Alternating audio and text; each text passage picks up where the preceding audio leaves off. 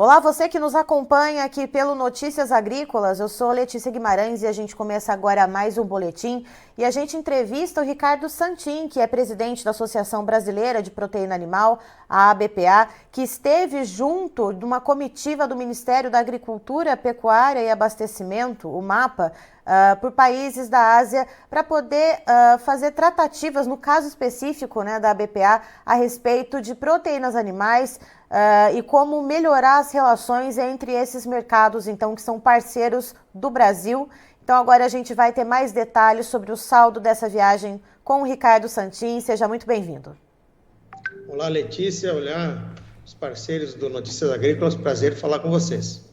Santin, essa comitiva, ela teve outros propósitos, além de tratar sobre o mercado de proteína animal, mas aqui a gente fala especificamente sobre esse setor, principalmente pelo viés da influenza aviária, que a gente tem aqui no país até o presente momento. Nesta quarta-feira, na tarde de quarta-feira, dia 9 de agosto, temos 77 casos, nenhum em plantéis comerciais, nem de aves de postura e nem de aves de corte.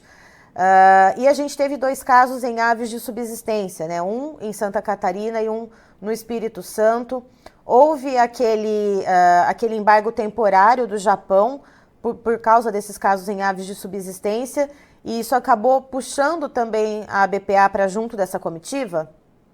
Bem, essa é uma missão que o ministro Carlos Fávaro liderou, junto com seus secretários, o Carlos Goulart, o Roberto Perosa e mais equipe técnica do MAPA, mas também era uma missão que já estava preparada pela ABPA e pela ABIEC para fazermos 2 grandes seminários na Coreia do Sul e no Japão, exatamente no nosso caso, preparando a regionalização.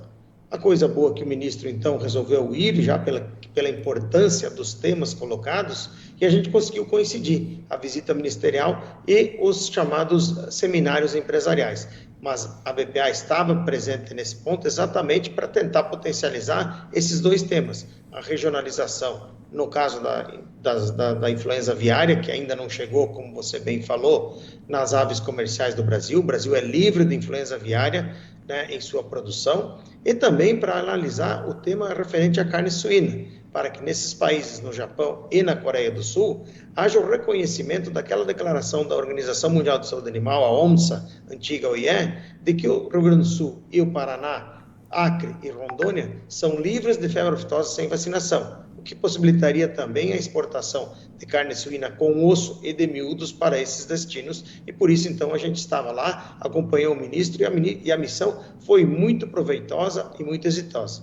E para você que está nos acompanhando, está acompanhando esse bate-papo, aproveita, se está aqui no YouTube, se inscreva no nosso canal aqui do Notícias Agrícolas, ative o sininho para receber as notificações, assim você não perde nenhum vídeo ao vivo que começar. Também deixe o seu like no nosso vídeo e aproveita a janelinha aqui do lado do nosso chat, mande a sua pergunta, mande a sua sugestão, enquanto a gente segue aqui com o bate-papo com o Ricardo Santin.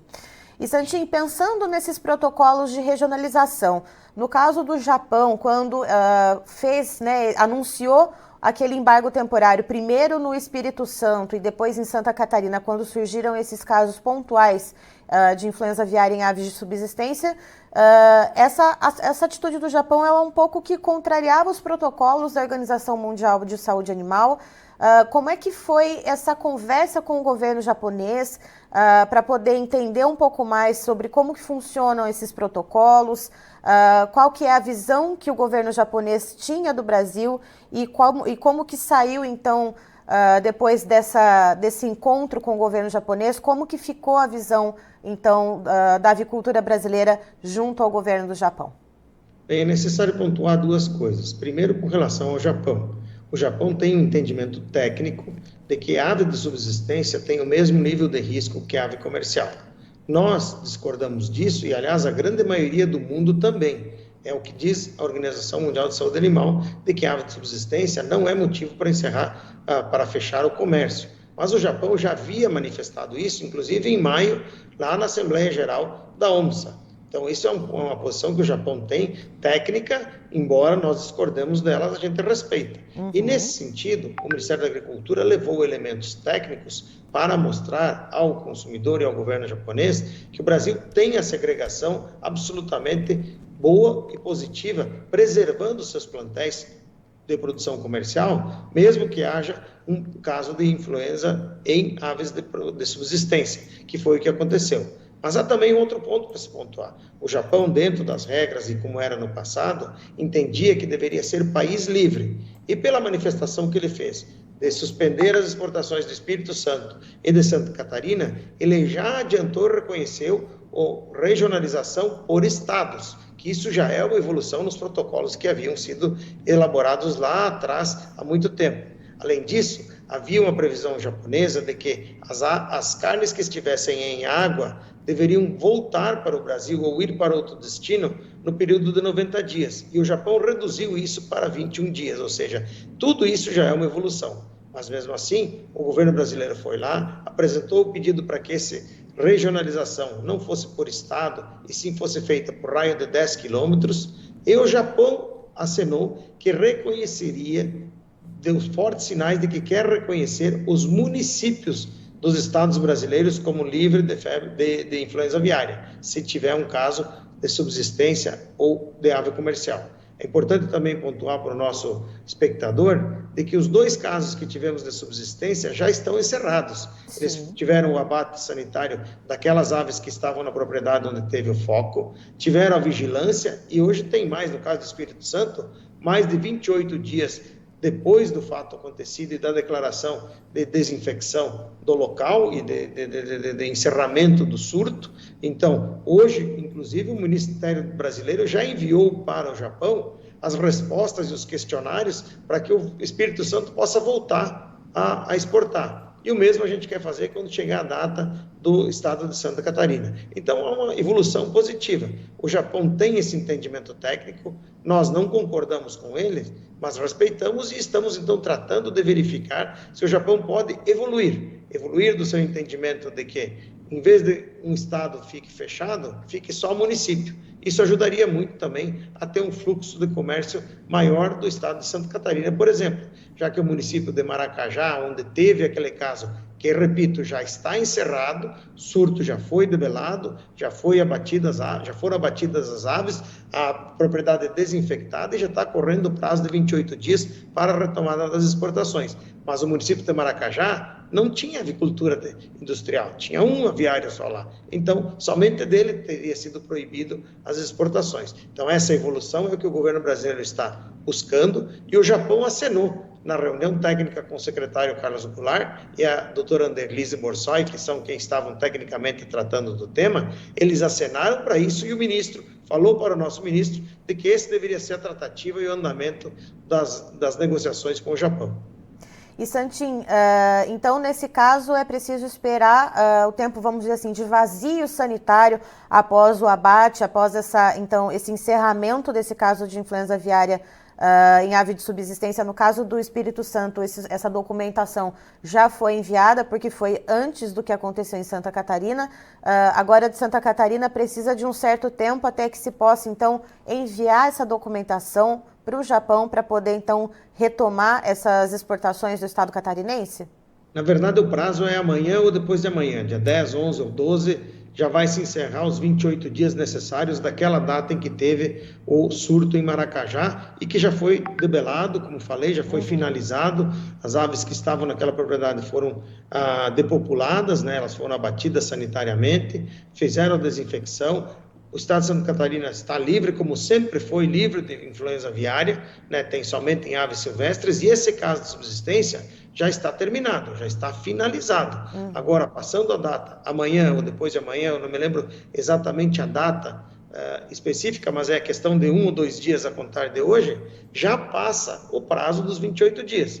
Aí o Ministério da Agricultura vai fazer, de acordo com o protocolo que já foi realizado com o Espírito Santo, vai mandar informações para o Japão e aguardar uma resposta dos japoneses para a retomada das exportações de Santa Catarina. Mas isso está muito próximo, esperamos que isso seja dentro da próxima semana ou dos próximos 15 dias. Essa troca de documentação e informações entre os dois governos a respeito do caso de Santa Catarina. E Santin, no caso da Coreia do Sul, não houve nenhum imbróglio comercial a respeito, principalmente da carne de frango, mas também essa tratativa a respeito da regionalização foi levada também em reunião com o governo coreano. Sem dúvida, e foi aceito. O ministro coreano deixou dito para o ministro Carlos Favaro, essa foi uma conquista do ministro Carlos Favaro, que a Coreia já reconheceu a regionalização. A Coreia, como o Japão, eram países que precisavam, no seu certificado sanitário, e que diziam que o Brasil deveria ser um país livre, um país inteiro livre. Com essa tratativa que foi feita lá, a reunião do ministro com os dois ministérios coreanos, já se evoluiu para o fato da regionalização. Então, se a gente tiver um caso aqui no Brasil, em aves comerciais, a Coreia não vai fechar todo o Brasil, como antes da missão do ministro seria o que eles deveriam fazer. Agora eles já disseram que se acontecer no Brasil, eles vão fechar somente o Estado, e aí depois nós estamos também, foi feita a proposta lá pela área técnica, que a Coreia possa considerar no futuro, inclusive, o raio de 10 quilômetros ou municípios. Mas essa já é uma vitória, uma conquista muito positiva nessa missão do ministro Carlos Favaro. E, Santin, também no caso da Coreia, você estava comentando a respeito das tratativas para reconhecimento das áreas livres de febre aftosa sem vacinação aqui no Brasil também, e inclusive a abertura de mercado para carne bovina, é isso? É isso. Isso foram 3 das pautas de proteína que o ministro levou na sua bagagem. A BPA e a BIEC fizeram um seminário exatamente para conversar com os importadores locais. Lá em Seul, na Coreia, tivemos mais de 130 pessoas que tiveram no nosso seminário, com mais de 60 importadores e lideranças e também autoridades locais. E no Japão, a gente fez o mesmo seminário com mais de 220 pessoas, mais de 120 japoneses, importadores e autoridades locais. No caso da Coreia, a gente levou então essas 3 pautas que o ministro apresentou. A regionalização, como já falamos, a visita, que já está marcada, e aí é outro resultado positivo dessa missão, foi que já ficou marcada uma visita veterinária coreana ao Brasil para verificar os status de livre de febre aftosa sem vacinação do Rio Grande do Sul, do Paraná, do Acre e de Rondônia. E, ao mesmo tempo em que visita isso, verifica o sistema de defesa de carne bovina. No caso da carne suína, essa visita, que a gente espera e tem certeza que vai ser positiva, ela vai possibilitar que a carne suína, que já é vendida para a Coreia, também possa ser vendida com o osso e os miúdos. Mas essa visita também vai tratar do tema da abertura de carne bovina, ou seja, no caso da carne bovina, que é um pouco mais demorado, mas já se reabriram as negociações. No caso da Coreia, tem uma missão que está vindo para cá tratar do tema de carne bovina e suína, e no caso do Japão, se reabriu as negociações através da troca de documentação, e vamos tentar trabalhar. O ministro ficou comprometido de buscar a abertura desse mercado japonês também, para carne com osso e miúdos de suíno e também para a carne bovina brasileira, já que o sistema brasileiro, que vende carne de frango, que vende carne suína, é o mesmo e tem a mesma qualidade que também pode vender carne bovina. Não temos dúvida nenhuma quanto a isso. E outro país que também foi visitado durante essa comitiva, Santin, foi a Arábia Saudita, que é um dos grandes importadores de carne de frango do Brasil. Lembrando a quem nos assiste, o Brasil é um dos expoentes no abate halal, que atende principalmente as populações de religião muçulmana, né, Santin? E como que foi a conversa por lá com o governo da Arábia Saudita? Também foram levadas essas informações a respeito da regionalização, justamente para antecipar qualquer tipo de imbróglio comercial?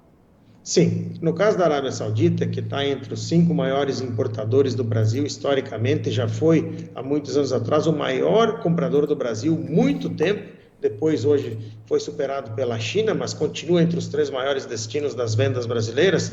Lá, a gente tratou somente do tema de carne de aves, já que lá é um mercado, como você bem falou, halal, então a carne suína não entra lá, e a carne bovina está vendendo normalmente. O tema, então, da visita do ministro foi circunscrito somente ao caso, nos nossos pleitos, ao caso de aves, para confirmar a regionalização. E a Arábia Saudita confirmou a regionalização e também, dentro das tratativas, ficou de analisar os pleitos para a regionalização por municípios ou por raio de 10 quilômetros. Mas já ficou acertado e confirmado que está aceita a regionalização na Arábia Saudita por Estado.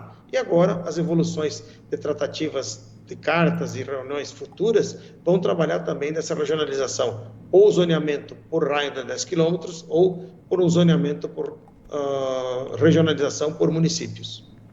E Santin, outra questão que eu queria te perguntar é a respeito das medidas que estão sendo tomadas aqui internamente e que mostram uma certa transparência e uma celeridade na questão de como se trata o assunto gripe aviária aqui no Brasil. A gente teve um pouco, mais recentemente, pouco antes do início da comitiva, a orientação do Ministério da Agricultura para que os estados brasileiros decretassem emergência zoossanitária para poder acessar recursos da União, principalmente, para poder prevenir, para poder adotar ações preventivas contra a doença.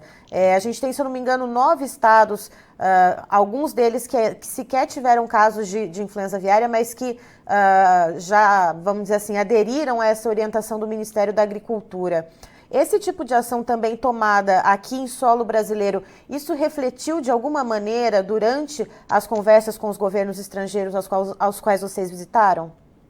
Bom, aí eu acho que o ministro é quem é a pessoa que pode falar desse tipo de ação, mas o mais importante é que essas declarações estaduais de emergência e a declaração brasileira, elas são feitas para que tenha uma harmonização de procedimentos, especialmente procedimentos administrativos, que são aqueles que vão definir se você vai contratar um avião, vai contratar servidores rapidamente, se você tem que comprar uma passagem, não é que você vai fazer sem ao arrepio da lei, mas você não precisa fazer um processo licitatório com várias concorrências. Você faz aquilo que se chama de tomada de preço e faz pelo preço mais barato, mas você consegue ter agilidade. Você precisa comprar, por exemplo, um macacão, uma máscara para proteger os trabalhadores que vão debelar um surto eventual. Tanto o governo do estado como o governo federal vão ter agilidade nessa ação. E isso levou lá para fora uma transparência muito boa, como você coloca. Os governos, inclusive, falaram e elogiaram o ministro Carlos Fávaro e sua equipe, as duas equipes técnicas da SCRI e da SDA, exatamente pela transparência, pela qualidade e pela dedicação que estão cuidando do tema influenza aviária no Brasil. Mesmo que a gente não tenha em aves de produção, o Brasil foi elogiado e foi tido como um exemplo de ação, cuidando exatamente de manter a sua produção comercial longe da influenza aviária, já que o Brasil, inclusive, nesses mercados que nós estivemos, ele é um grande provedor. Na Coreia do Sul, mais de 70% das importações coreanas de carne de aves vem do Brasil. No Japão, mais de 40% colocaram carnes cozidas e carnes in natura. De carne in natura, nós temos mais de 60% do market share daquele mercado. E por isso o mundo tem elogiado as ações brasileiras de prevenção, as ações inclusive de ação e de monitoramento e a transparência, colocando no site, como você bem colocou, de uma maneira bem clara para o mundo inteiro, onde estão os casos, como estamos agindo e que estamos preparados para conviver com essa doença como o mundo convive, mas deixando ela longe da produção comercial.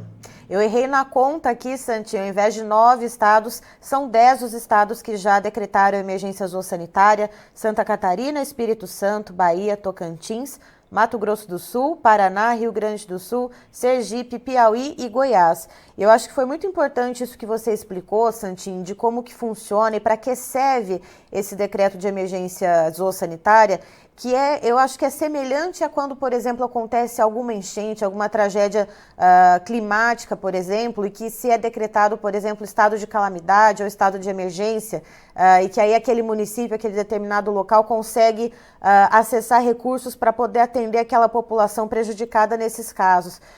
Porque talvez essa palavra emergência zoossanitária pode ser que algumas pessoas entendam como casos já estão acontecendo de maneira generalizada naquele estado, né? E o que não é verdade, né? Alguns estados decretaram esse estado de emergência zoossanitária sem sequer ter tido algum caso nem em ave silvestre, né, Santinho? Repito, são as ações de harmonização de procedimentos burocráticos, procedimentos técnicos simplesmente. Em muitos dos estados, como você fala, são ações de precaução, de prevenção. Ou seja, eu estou capacitado tecnicamente para atender um chamado. Se você tiver algum caso, eu tenho então como ter agilidade de contratação, agilidade de deslocamento, agilidade de realização de ações que são necessárias nesse caso. Mas, mais do que tudo, isso é uma ação preventiva, inclusive do governo brasileiro e também dos estados, para mostrar ao mundo que o Brasil está alerta, não está sendo irresponsável, está sendo responsável com aquela responsabilidade que ele tem para com o mundo de complementar várias indústrias locais, ou seja, mais de 150 países dependem ou utilizam do Brasil para ajudar na segurança alimentar de sua população e para, inclusive, ajudar no equilíbrio de preços, porque o Brasil tem uma competitividade muito boa, isso ajuda, inclusive, a debelar a inflação em vários países. E é isso que é o recado que o Brasil está mandando para o mundo, dizendo, olha, eu estou trabalhando sério, o ministro está viajando, está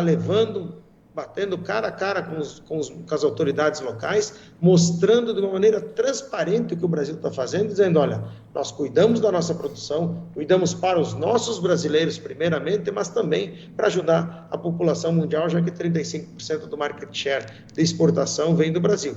Nós não queremos desequilibrar o equilíbrio de preços que existe no mundo, porque o Brasil, se fosse retirar sua produção das exportações mundiais, você teria um grande pico de preço, você teria falta de produtos no mundo. E o Brasil não quer fazer isso. O ministro tem sido muito responsável e levado esse recado e tem sido reconhecido o trabalho do Ministério, o trabalho do ministro, o trabalho dos secretários e de todos os auditores fiscais federais que estão no Brasil, junto com os fiscais das secretarias estaduais. Todo mundo muito responsável, atuando seriamente para debelar essa doença que não chegue na nossa produção comercial. E, Santin, quais são os próximos passos depois desse retorno após essa viagem? Nas redes sociais, o ministro Carlos Fávaro, ele divulgou que durante a conversa com o governo da Coreia, né, na Coreia do Sul, possivelmente vem uma comitiva do governo coreano aqui para o Brasil em novembro para poder fazer uma avaliação, para poder fazer, então, para conhecer mesmo a produção de carne bovina e de carne suína no Rio Grande do Sul e no Paraná. Isso deve acontecer mesmo em novembro? Como que ficou esse assunto? É isso que ficou, é isso que falamos anteriormente, é isso que é uma das vitórias da missão, foi exatamente essa, é a Coreia acenando com uma missão veterinária vindo para cá para verificar os sistemas e a condição de livre de febre aftosa em vacinação desses estados. Então, essa é uma coisa boa e devemos seguir agora, aguardando naturalmente a troca de documentos, porque quando numa missão se pede questionários, os documentos estão sendo enviados e preparados, e aguardamos a data, marcar a data para que venham para cá, serão muito bem recebidos e com certeza verão um sistema de vigilância sanitária muito seguro, muito sério, e perfeito até nos níveis dos melhores do mundo. E, Santin, então, além, né, dessa comitiva que está para vir aqui para agendar essa viagem, o que mais deve acontecer em relação ao mercado de proteína animal brasileiro quando a gente fala nessas parcerias comerciais e nessas tratativas? O que mais há na agenda para se delinear aí nos próximos meses? A continuidade é normal. O Brasil é um maior exportador de carne de boi, maior exportador de carne de aves, quarto maior de carne suína, mostrando a sua produção com muita qualidade e assim vamos seguir. As exportações, no caso de aves, têm crescido na casa de 9%, as de suíno na casa de 16%, então é isso que a gente vai seguir trabalhando, cuidando das doenças, que a peste suína africana não chegue no Brasil, que essa influenza aviária que chegou somente em território em aves silvestres e aves de fundo de quintal não chegue na produção comercial e que a gente mantenha o nosso rebanho de carne bovina também, como sempre foi, com muita qualidade, muito sabor, levando nutrientes para o mundo inteiro nas 3 proteínas. Tá certo. Então, Santin, muito obrigada pela sua participação aqui com a gente no Notícias Agrícolas. Você e o time da BPA são muito bem-vindos para trazer as informações aqui para nós, não só a respeito da produção, mas também toda essa comunicação junto ao governo federal e também aos nossos parceiros comerciais no mercado externo. Obrigado, Letícia. Obrigado a você, ao Notícias Agrícolas, pela oportunidade que nos dá, levando sempre informação de maneira muito rápida, muito célere, muito limpa, muito honesta para todos os nossos espectadores, especialmente os nossos produtores. Um abraço a todos, que Deus proteja todas as famílias. Amém. Daí, então, estivemos com o Ricardo Santin, que é presidente da BPA, a Associação Brasileira de Proteína Animal, nos contando, então, a respeito da comitiva, a BPA, que esteve junto também do Ministério da Agricultura, Pecuária e Abastecimento, o MAPA, somando com o ministro Carlos Fávaro, em uma viagem pela Ásia. E no caso da BPA, a gente faz esse recorte aqui, porque, claro, o Ministério da Agricultura também tratou de outros assuntos durante essa viagem, mas quando a gente faz esse recorte aqui, trazendo o Ricardo Santin da BPA, é para falar sobre os assuntos que são relacionados à proteína animal e especialmente quando a gente fala da carne de frango brasileira, lembrando que o Brasil exporta cerca de 1/3 da carne de frango consumida mundialmente. E a gente tem os casos de influenza aviária aqui no país, restritos a aves silvestres, e tivemos 2 casos em aves de subsistência que já foram encerrados, um no Espírito Santo e um em Santa Catarina.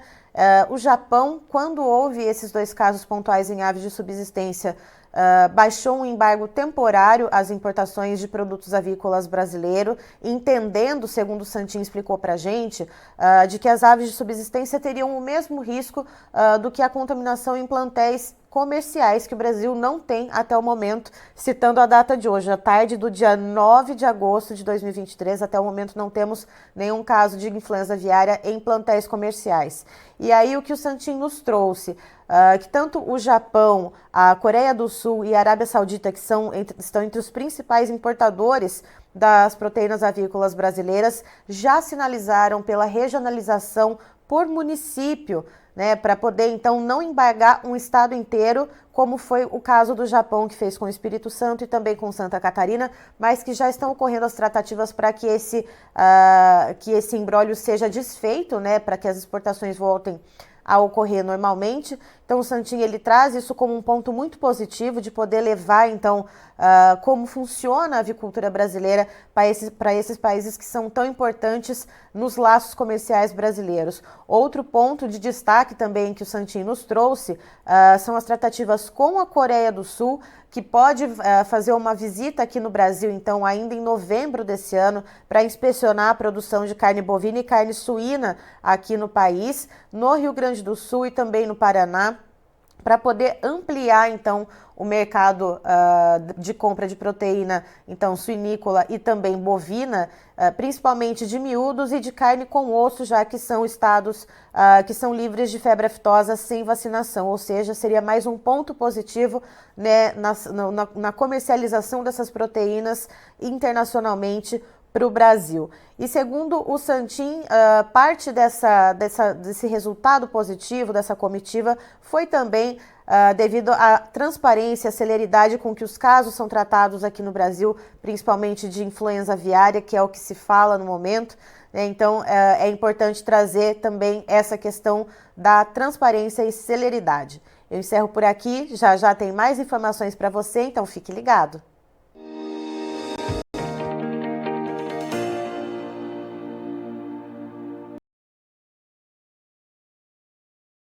Participe das nossas mídias sociais, no Facebook, Notícias Agrícolas, no Instagram, @Notícias Agrícolas e em nosso Twitter, @Noteagri. E para assistir todos os vídeos, se inscreva no YouTube, na Twitch, no Notícias Agrícolas Oficial.